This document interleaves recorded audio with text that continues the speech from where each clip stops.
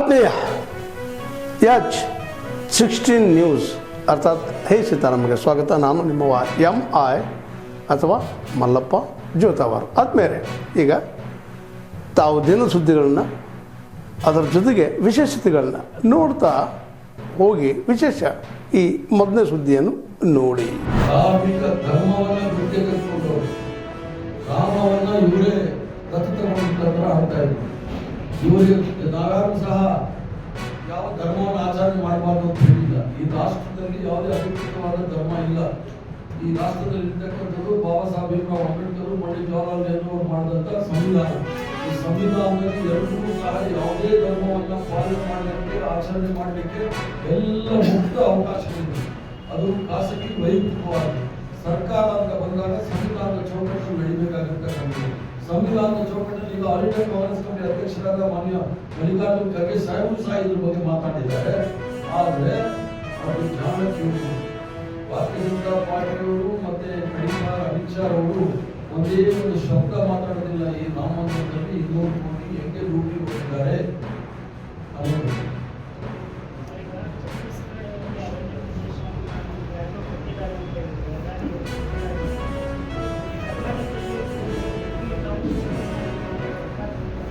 ಈಗ ಬಿಡದಿಗೂ ಛತ್ತೀಸ್ಗಢದಲ್ಲಿ ಇರ್ತಕ್ಕಂಥ ಅರಣ್ಯ ಪ್ರದೇಶಕ್ಕೂ ಬಹಳ ವ್ಯತ್ಯಾಸ ಇದೆ.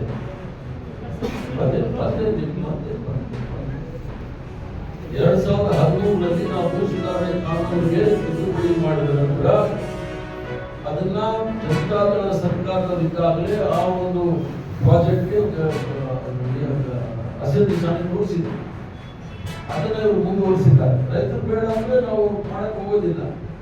ರೈತರು ಯಾರಾದ್ರೂ ಕಾಂಪನ್ಸೇಷನ್ ಏನು ಡಾಕ್ಟರ್ ಮನಮೋಹನ್ ಸಿಂಗ್ ಅವರು, ಸೋನಿಯಾ ಗಾಂಧಿ ಅವರು ಕಾನೂನು ಮಾಡಿ ಏನಾದ್ರು ಕೃಷಿ ಜಮೀನನ್ನ ನಾವು ಅಕ್ವೈರ್ ಮಾಡಬೇಕಾದ್ರೆ 3 ಪಟ್ಟು ಮಾರ್ಕೆಟ್ ರೇಟ್ ನಾವು ಕೊಡಬೇಕು ಅನ್ನೋದಿದೆ.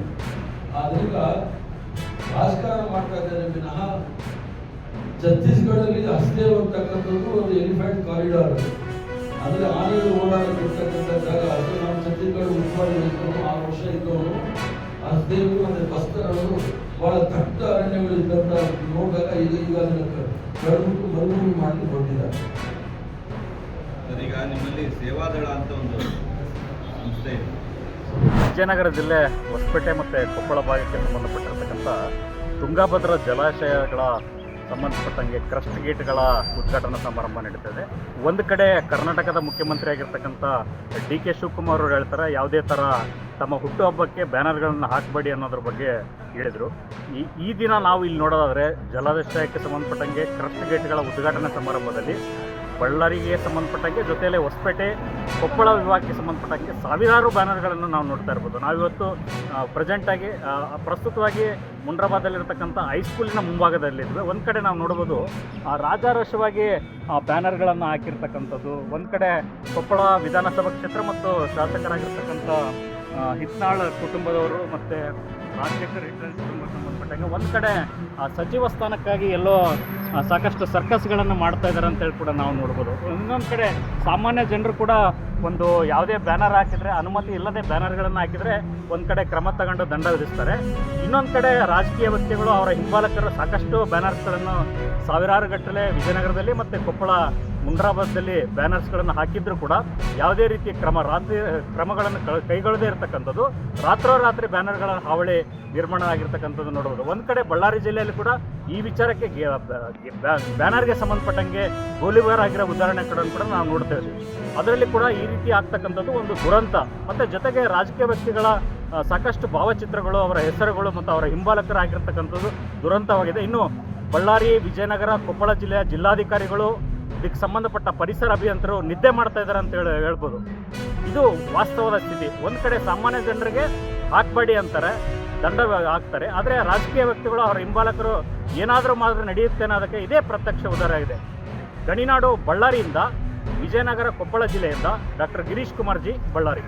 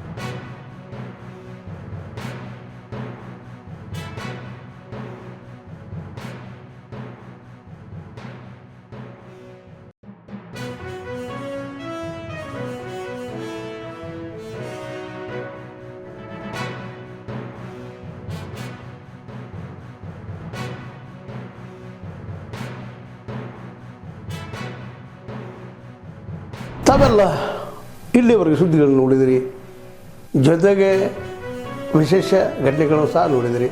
ಅದು ನಿಮಗೇನು ಅನ್ನಿಸ್ತು? ನಿಮಗೆ ಲೈಕ್ ಮಾಡಿರಿ, ಶೇರ್ ಮಾಡಿರಿ, ಕಾಮೆಂಟ್ ಮಾಡಿರಿ, ಜೊತೆಗೆ ಸಬ್ಸ್ಕ್ರೈಬ್ ನಿಲ್ಲಿಸ್ಬೇಡ್ರಿ. H16 ನ್ಯೂಸ್ ಅರ್ಥಾತ್ ಸೀತಾರಾಮ್ ಸತ್ಯದ ಕೈಗನ್ನಡಿ ವಂದನೆಗಳು.